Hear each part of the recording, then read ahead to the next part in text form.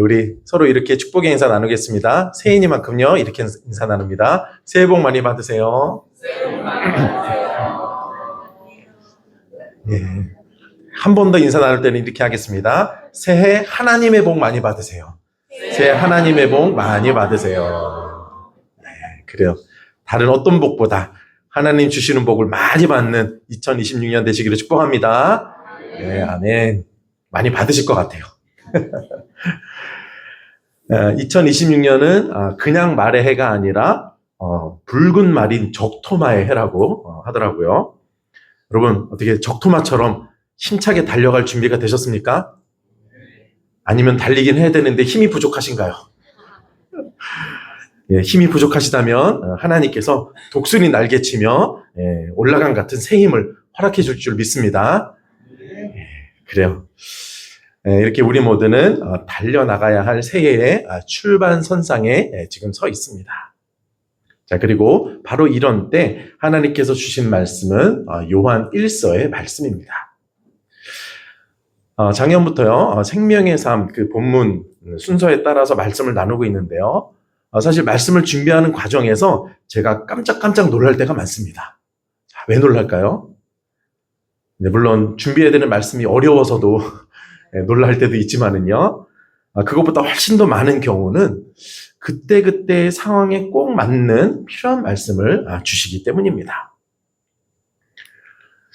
오늘 예배 후에 공동회의를 참석하시는 분들은 조금 더 자세히 들으시겠지만은요, 하나님께서 우리 교회에 복을 받아 복이 되어 복을 주는 교회라는 방향을 허락해 주셨습니다. 작년에는 그 첫 해로 예배와 말씀을 통해 복을 받는 일에 집중하고자 했고요. 또 올해는 교제와 기도를 통해서 복이 되는 일에 집중하면 좋겠다라는 마음을 주셨습니다. 자, 그런데 새해를 시작하며 허락하신 요한 서신의 가장 핵심적인 주제가 여러분 무엇인지 아십니까? 예, 바로 교제입니다. 예, 올해 집중하고자 하는 그 교제가 요한 1서의 핵심적인 주제입니다. 그래서 제가 깜짝 놀랐습니다.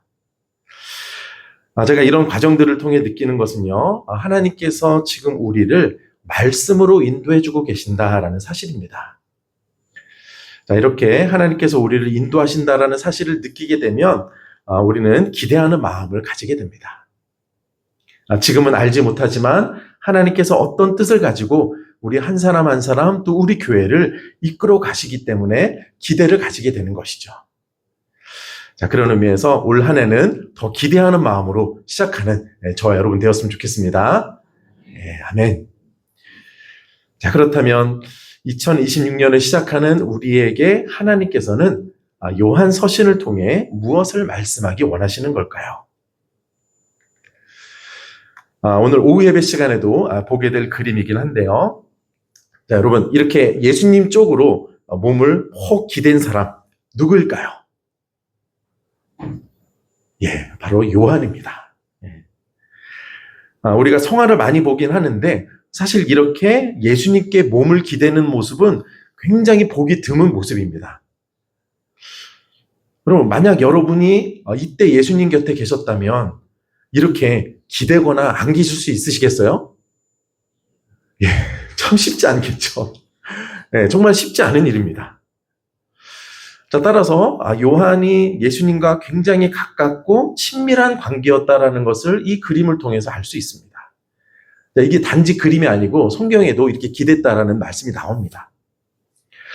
자, 이렇게 몸을 기댈 정도라면 예수님과의 사이에 어색하고 불편한 분위기는 별로 없었을 것입니다. 자, 이런 요한은요, 예수님의 12제자 중에서 유일하게 순교를 당하지 않고 장수를 했습니다. 무려 90세가 넘도록 살았습니다.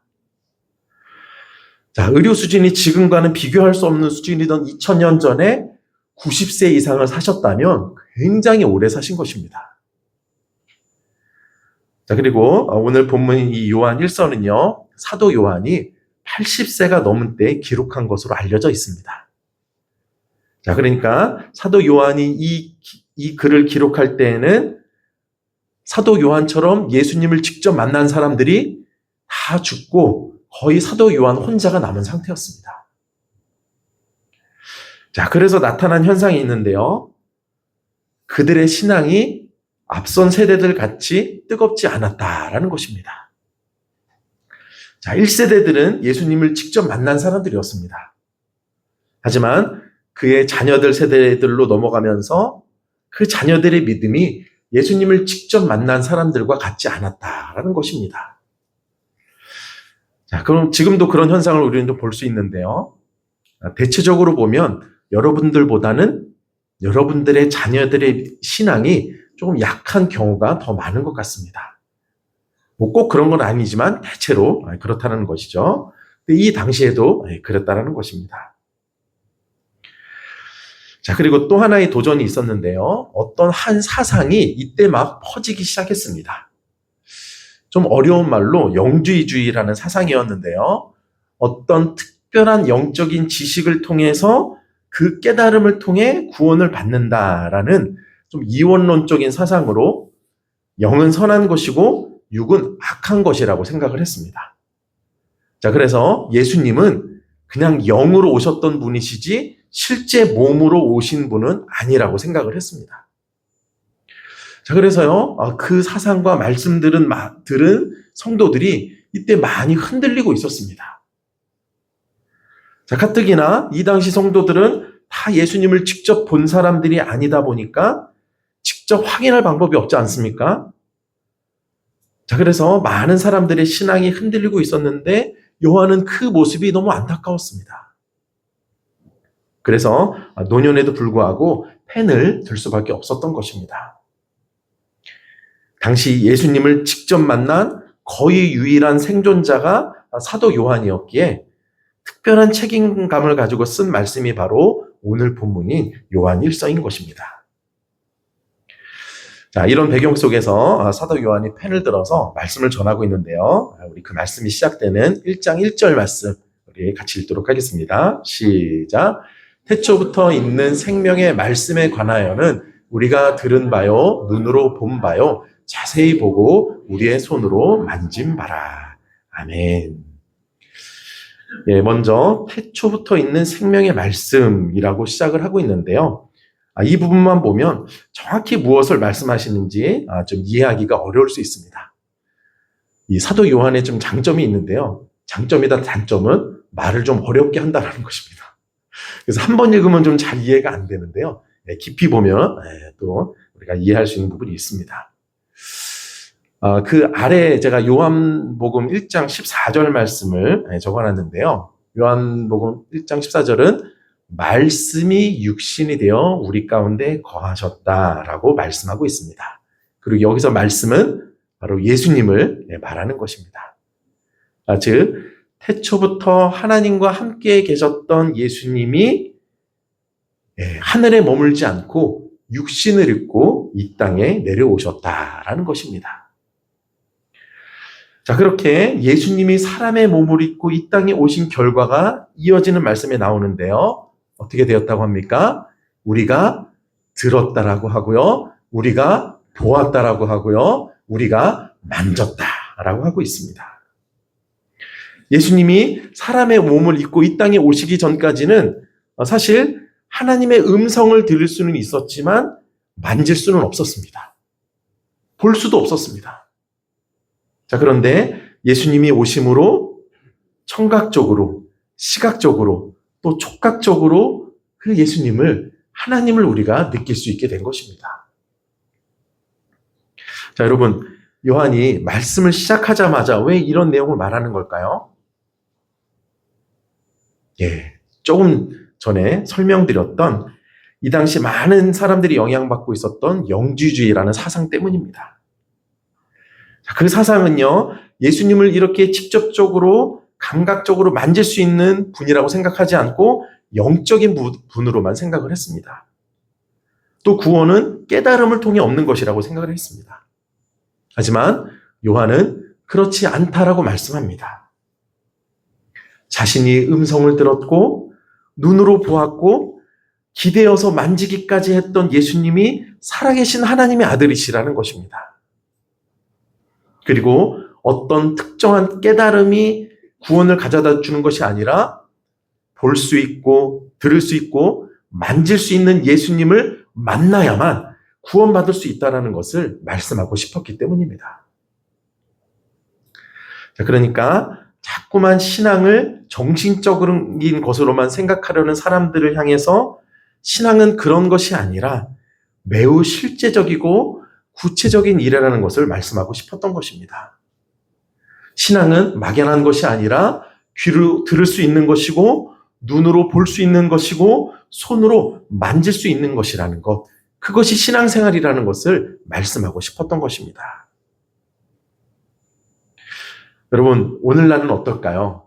이 영주주의 같은 생각이 오늘날에는 아예 없다라고 말할 수 있을까요? 사실 돌아보면 꽤 많은 영향을 여전히 미치고 있다는 것을 알 수 있습니다. 신앙을요, 그냥 영적인 것이라고 정신적인 것으로만 생각하려는 경향이 이 시대에도 여전히 남아 있습니다. 자, 그래서요, 예수님을 내 마음에 위안을 주는 분 정도로만 생각하는 경우가 꽤 많습니다. 내 마음이 어려울 때 위로해 주시고 평안을 주시는 분 정도로만 예수님을 생각하는 것입니다. 예수님은 그 정도의 역할만 해주셔야지 그 이상의 선을 넘어서 나에게로 오시면 안 되는 존재로 생각을 하는 것입니다. 여러분 어떻게 생각하세요? 예수님은 그렇게 우리의 마음이 어려울 때 그냥 기다리고 계셨다가 위로만 해주시는 그런 역할을 해주시는 분이신가요? 그 이상의 선을 넘어서 우리에게 오시면 안 되는 존재이신가요? 요한의 안타까움이 바로 거기에 있었습니다. 요한이 만난 예수님은 그런 분이 아니시기 때문입니다. 그가 고기를 잡고 있을 때 자신의 일터로 예수님이 찾아오셨습니다. 그래서 그의 인생의 방향을 바꿔주신 분이 예수님이십니다. 그리고 함께 예수님과 밥을 먹고 많은 이야기를 나눈 분이십니다. 심지어 그가 몸을 기대서 기댈 수도 있는 편안한 친구 같은 분이셨습니다. 요한에게만 그랬던 것은 아니고요. 배고픈 사람들이 있으면 찾아가셨습니다. 병든 사람의 손을 예수님은 잡아주셨습니다. 또 사람들이 손가락질하는 죄인들과도 같이 밥을 먹으면서 그들에게도 친구가 되어주셨습니다. 자, 이렇게요. 요한이 경험한 예수님은 단지 정신적인 분이 아니셨습니다. 매일매일 함께 걸어가고 함께 대화를 나누고 또 내가 만질 수 있는 분이셨습니다. 기댈 수 있는 분이셨습니다.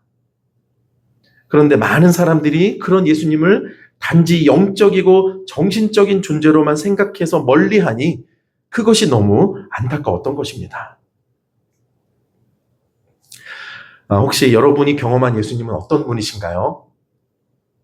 멀리 계신 분인가요? 아니면 적당한 곳에 떨어져 계신 분인가요? 아니면 여러분과 가까이 함께 하시는 분이신가요? 제가 이전에도 말씀드린 적이 있지만은요, 저는 좀 독특한 기도 제목 속에서 살아계신 하나님을 만나게 되었습니다. 가정의 부도로 인해서 어려움이 찾아왔을 때 하루는 제가 정말 과일이 너무 먹고 싶었습니다. 참 생각해보면 밥이 먹고 싶은 게 아니라 과일이 먹고 싶었다라고 하면 아마 그 전에 꽤 잘 먹고 살았던 것 같아요. 자, 그래서 그날은 과일이 너무 먹고 싶은 생각이 들어서 제가 속으로 진짜 이렇게 기도드렸습니다. 하나님, 저 정말 과일 먹고 싶어요. 그 한마디 기도드렸어요. 자, 그런데요, 놀랍게도 그날 오후에 어떤 한 분이 이따만한 과일 바구니를 들고 우리 집에 찾아오셨습니다. 우리 가정을 위로하기 위해서 찾아오신 것이죠. 자, 그런데 그 순간 저는 그분이 하나님이 보내주신 천사라는 생각이 들었고 그때 살아계신 하나님을 만나게 되었습니다. 굉장히 좀 이상하죠? 자, 그 외에도 제가 어려울 때마다 힘을 주시고 위로해 주신 하나님을 많이 경험하긴 했지만요. 제가 방금 말씀드렸던 그 사건은 제게는 굉장히 강력한 기억이 되었습니다. 하나님이 눈에 안 보이는 막연한 존재가 아니라 내 삶에 실제로 찾아오시는 분이시라는 것을 제가 경험했기 때문입니다. 지금 사도 요한이 바로 그런 이야기를 하고 있는 것입니다. 이렇게 경험할 수 있는 분이 예수님이신데 그런 예수님을 단지 정신적인 존재로만 생각하면서 멀리하고 그래서 예수님의 능력을 경험하지 못하며 살아가는 성도들의 모습이 너무 안타까웠던 것입니다. 자, 그래서 요한은 이어서 다음과 같이 말씀하고 있습니다. 우리 3절 말씀 우리 함께 읽겠습니다. 시작. 우리가 보고 들은 바를 너희에게도 전함은 너희로 우리와 사귐이 있게 하려 함이니 우리의 사귐은 아버지와 그의 아들 예수 그리스도와 더불어 누림이라. 아멘. 네, 요한은요, 예수님을 정신적인 존재로만 생각하는 그들을 향해서 우리와 함께 사귀면 좋겠다라고 말을 합니다. 자, 그런데 그 사귐은 단지 인간들끼리의 교제를 말하는 것이 아닙니다. 요한 자신이 하나님 아버지와 또 예수님과 나누고 있었던 그 사귐을 여러분도 함께 누리면 좋겠다라고 말하고 있는 것입니다. 자, 그러니까 예수님이 단지 정신적인 분이 아니라는 그 말씀에 뒤이어서 요한이 전하는 내용은 예수님과의 실제적인 사귐이 가능하다라는 것입니다. 또 그렇게 되어야 한다라는 것입니다. 이 부분에서 어쩌면 충격을 받는 분들이 계실지도 모르겠습니다. 아니, 예수님과 내가 사귄다고? 여러분 혹시 생각해 본 적 있으세요? 예수님과 사귀는 것이요. 사귀는 일은 몇십 년 전에 잠시 연애할 때나 해본 일인데 예수님과 사귄다라고 하니 아마 놀라시는 분들이 계실지도 모르겠습니다.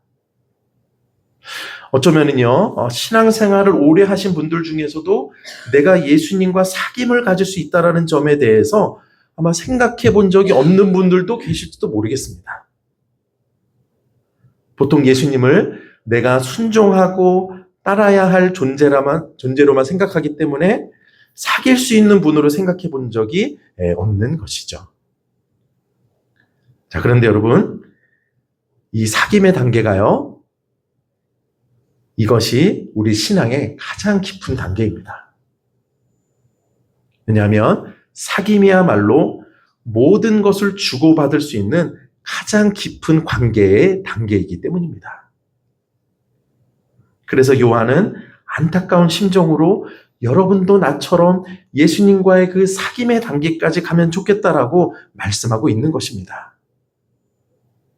그리고 하나님께서는 새해를 시작하는 우리에게 이 말씀을 통해 오늘 우리에게도 주님과 사귐의 단계까지 오래 발전했으면 좋겠다라고 말씀하고 계십니다. 자, 그렇다면 주님과 사귐의 단계가 되면 구체적으로 어떤 모습이 나타나게 될까요? 여러분 기대가 되지 않으십니까? 아마도 남녀 간의 관계가 가장 유사한 모습일 것 같은데요. 여러분 중에서 맞선을 보시거나 소개팅을 해본 경험이 있는 분 계실 것입니다. 저는 정말 딱 한 번 해봤는데요. 여러 번 아니고 딱 한 번 해봤는데요. 첫 만남은 어떤가요? 예, 정말 어색합니다. 정말 불편합니다. 무슨 말을 해야 될지 잘 모르겠습니다. 저는 첫 만남에서 끝이 났지만, 자, 그런 첫 만남에서 서로 호감이 느껴져서 그 만남이 이어질 경우가 있죠. 자, 그럼 첫 만남에서는 이제 차만 마셨지만 만남이 이어지면 이제 밥도 먹으러 갑니다. 자, 그 횟수가 늘어나다 보면 처음에는 이제 칼을 쓰는 양식집만 가다가 나중에는 시뻘건 국물이 묻는 이제 국밥집에도 이제 같이 가게 되죠. 또 대화의 내용은 어떻습니까? 처음에는 가족 관계는 어떤지, 또 무슨 일을 하는지, 거의 회사 면접 보는 수준의 대화를 이제 나눴지만, 교제가 이어지다 보면 온갖 이야기를 사사로운 것까지 다 주고받습니다. 두 사람 간의 거리도 달라지게 됩니다. 처음에 마주보기만 하던 두 사람이 어느 순간 같은 방향을 보며 함께 걸어갑니다. 그러다가 손을 잡기도 합니다. 여러분 그 순간 떠오르십니까? 결국 이 노래와 같은 상황이 됩니다. 앉으나 서나 당신 생각, 앉으나 서나 당신 생각, 떠오르는 당신 모습 피할 길이 없어라. 잘하시네요. 제가 왜 이 노래를 안 해주면 잘 모르겠지만 어떤 상태에 이르게 되는지 잘 노래하고 있습니다. 앉으나 서나 그 사람의 생각뿐인 거죠. 자, 이렇게요. 사귐의 단계가 진행될수록 어떤 변화가 이루어지는지를 잠시 생각해 봤는데요. 주님과의 사귐도 마찬가지라는 것입니다. 사귐이 이루어지기 전까지는요, 사실 하나님과의 만남이 굉장히 어색합니다.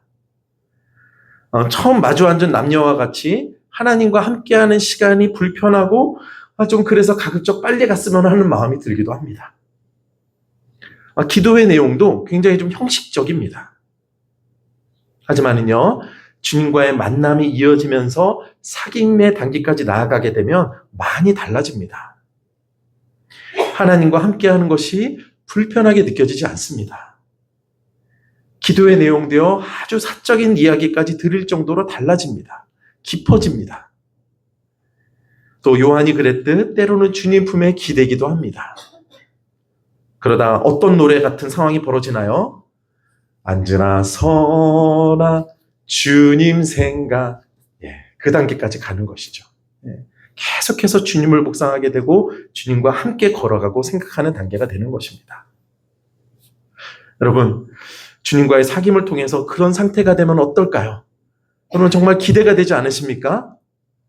정말 주님과 사귀고 싶다라는 생각이 막 들지 않으십니까? 앉으나 서나 주님 생각이 하게 되는 그 단계까지 이르고 싶지 않으십니까? 그 단계가 되면 이런 결과가 나타납니다. 오늘 본문 4절에 나와 있는데요. 함께 있습니다. 시작. 우리가 이것을 쓰면 우리의 기쁨이 충만하게 하려 함이라. 아멘. 그렇습니다. 어떤 결과가 주어진다고요? 충만한 기쁨이 임하게 된다는 것입니다. 사도 요한은 자신이 그것을 주님과 사귐을 통해서 느꼈기 때문에 여러분도 이 충만한 기쁨을 누리면 좋겠다라고 말씀하고 있는 것입니다. 그렇습니다. 주님과 사귐이 이루어지는 단계까지 나아가게 되면요, 이러한 기쁨이 충만하게 됩니다. 그래서 새해 첫 주일 하나님께서는 올해 우리가 바로 이 충만한 기쁨을 누리기 원하셔서 우리에게 말씀으로 찾아주고 계십니다. 올해 저와 여러분의 신앙이 저는 보다 깊은 단계까지 나아가서 정말 오늘 말씀처럼 주님과의 사귐 속에서 세상이 줄 수 없는 이 기쁨을 누렸으면 좋겠습니다. 아멘. 그렇기 때문에 우리 함께 이 소망을 품었으면 좋겠습니다. 이전에는 하나님이 멀리 계신 분이고 나와 적당한 거리에 계셔야 될 분이라고 생각을 하셨다면 새해에는 주님과의 거리가 더 가까워지기를 소망하는 것입니다.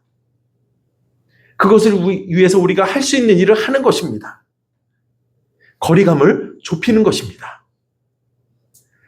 이전에는 예수님이 마음의 위안만 주시는 분이라고 생각을 하셨다면 새해에는 내 삶의 모든 부분에서 나와 함께하는 분이 되시기를 우리가 소망하는 것입니다. 이전에는 일주일에 이 한 시간만 주님을 만났었다면 새해에는 매일매일 주님과 함께하기를 우리가 소망하는 것입니다. 여러분, 그 소망함이 여러분 안에 지금 생겨나고 계십니까? 그 소망을 품었으면 좋겠습니다. 아멘. 아멘. 그래요. 그런 소망 속에서 예수님과의 사귐이 이루어지는 올 한 해가 되어서 하나님 주시는 충만한 기쁨이 저와 여러분의 삶 가운데 또 여러분의 가정 가운데 임하게 되시기를 간절히 축원드립니다. 아멘.